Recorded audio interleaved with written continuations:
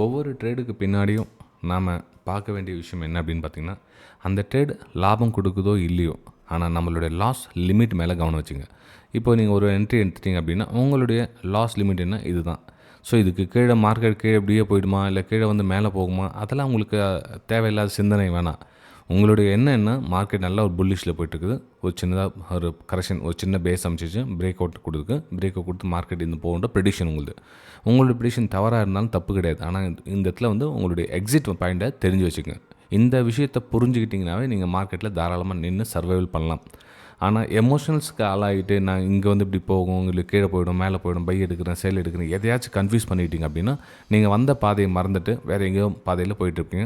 எப்போயுமே ஒரு என்ட்ரி எடுத்துகிட்டு எங்கே எக்ஸிட் ஆகணுன்றத பாயிண்ட் மட்டும் தெரிஞ்சு வச்சுக்கோங்க போதும் ஃப்ரெண்ட்ஸ். ஓகே, அதுக்கப்புறம் மணி மேனேஜ்மெண்ட், எங்கே எக்ஸிட் ஆகணும், மணி மேனேஜ்மெண்ட். இப்போ தொடர்ந்து 10 ட்ரேடில் உங்களுக்கு லாஸ் கண்டினியூ வந்துகிட்டே இருக்குது அப்படின்னப்போ அந்த 10 ட்ரேட் லாஸ்னால் உங்களுடைய என்ட்ரி பாயிண்ட் எக்ஸிட் பாயிண்ட்டு நீங்கள் சரியான இடத்துல இல்லை அப்படின்னு அர்த்தம்.